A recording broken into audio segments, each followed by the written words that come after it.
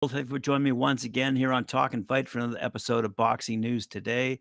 And we've got a slew of stories from around the world. But first and foremost, I want to focus in on women's boxing, starting off with some news out of Split T Management, who have reported to us that several of their boxers, quite frankly, have remained undefeated over this past weekend, um, including a couple of women who I'd like to highlight.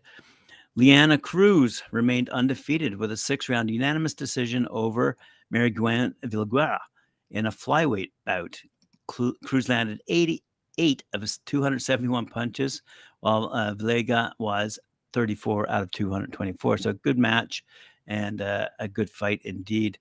I want to just bypass quickly because there are quite a few stories.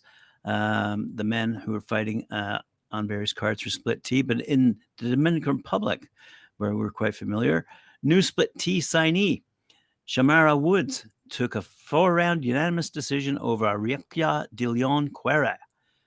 Woods fights out of Allentown, Pennsylvania, is now 3-0. And we'll be right back in action as she'll fight on a Pro Box TV card on September 20th in Plant City, Florida. Also, seeing I mentioned Ellie Scotney yesterday, Matchroom has informed me that Scotney will put her IBF junior featherweight title on the line versus Argentina's Laura Soledad Griffin. It's part of quite a decent bout that is being put together and air live from the OVO Arena in Wembley in London on September 30th. And it's actually topped by IBF cruiserweight king Jai Opetaia, defending his crown against Manchester's Jordan Thompson. Opetaia, by the way, is 22-0, 17 knockouts, and Thompson, 6'7", 15-0. So it's going to be a great fight among those two fellas. But let's get back to the women. The evening's fight will see Scotney, 7-0, return to the venue where she won her crown.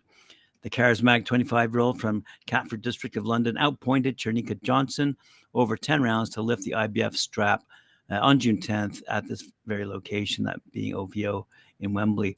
The upcoming bout versus Griffa, who's 20-8, one knockout, will mark her third straight fight and fourth overall at the OVO Arena in Wembley. Very good for her indeed. All right, let's move along quickly to other fighters around the world. And we're going to have a look at Mary Spencer out of Canada. A few days ago, Eye of the Tiger, a management company based out of Montreal, confirmed that Mary Spencer would be the headliner for its October 11th event being held at the Montreal Casino, with the IBF Super Welterweight World title at stake. In addition, the IBO belt, currently held by her opponent, Femke Hermans, who won it from Spencer last December, will also be on the line. And this will be the Belgian's third defense as she faces the Canadian.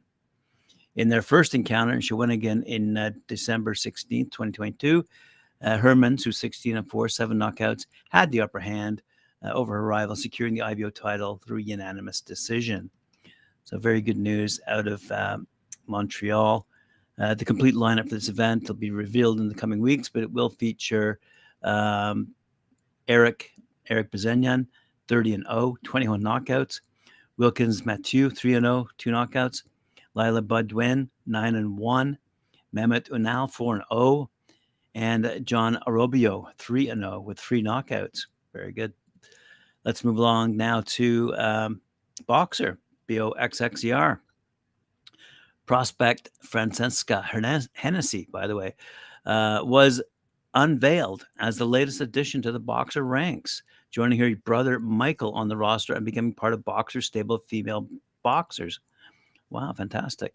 Now, she's daughter of the veteran boxing manager and promoter Mick Hennessy, head of Hennessy Sports, and the young Hennessy has never been short of inspiration. Her childhood years were populated by some of boxing's biggest names, including heavyweight world champion Tyson Fury, who was long part of her father's stable.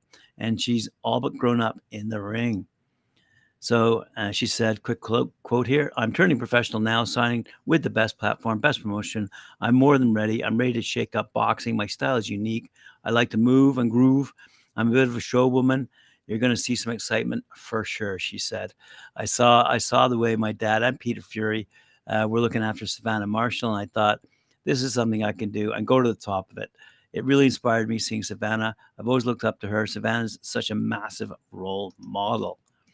Ben Shalom, Boxer CEO, said, Boxer and the Hennessy family have worked together for a long time.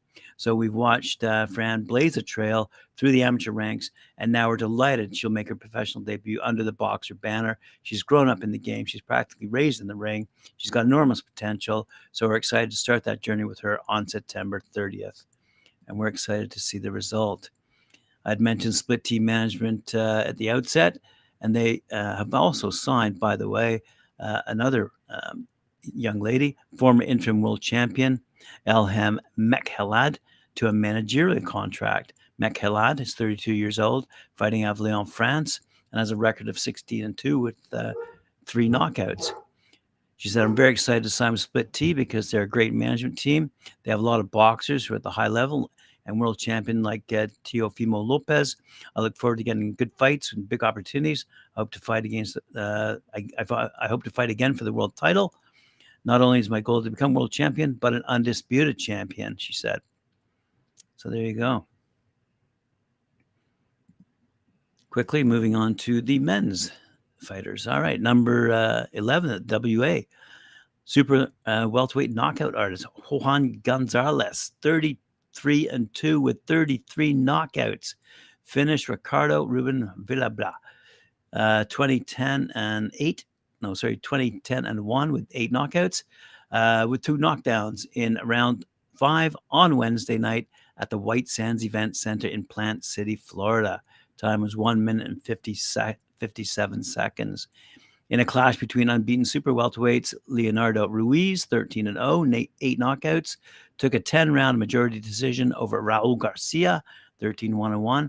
Ruiz dropped Garcia in round 5 en route to a 96, 93, 98, 91 win on 2 cards. Garcia was up 95, 94 on the 3rd card. Lightweight Justin Pualdo, 16-1.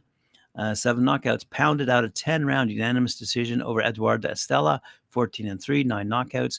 Paldo took over midway to win 95-94, 97-92, 98-91. Paldo was deducted a point in round 7, however.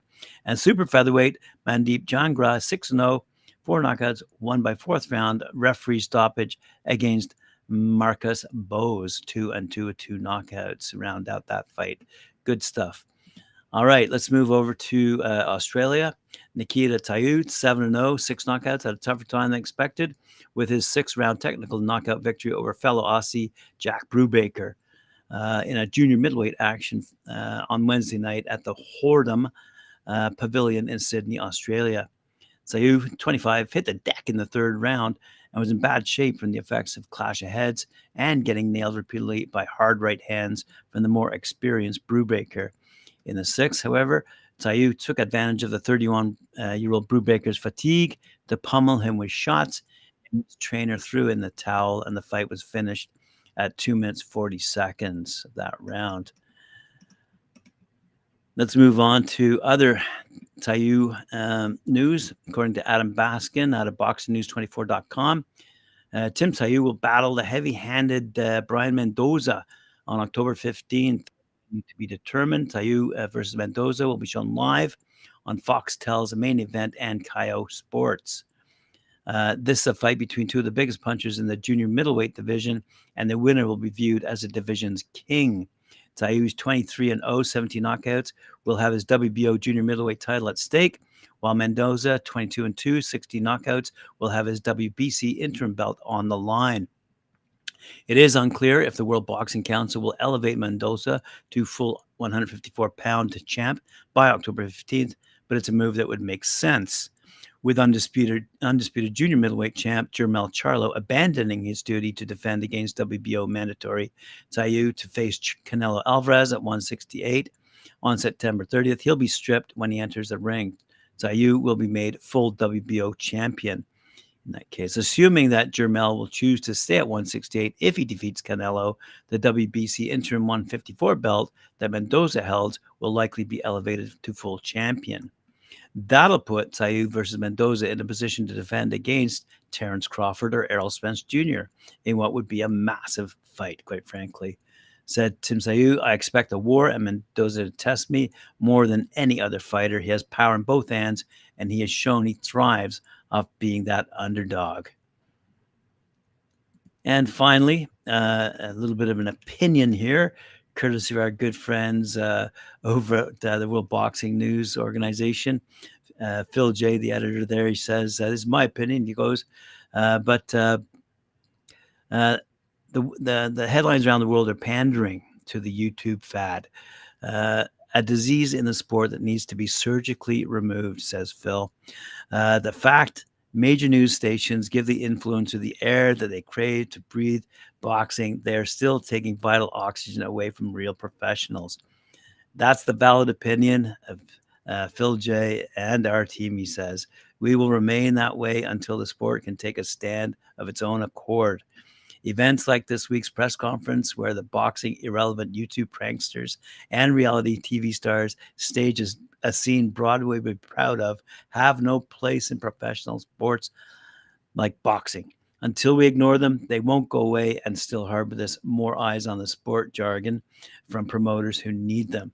The major players in boxing, the ones that matter, they certainly don't need them. The real fans, they don't. And any news source with high standards doesn't either. Boxing has to be better than this.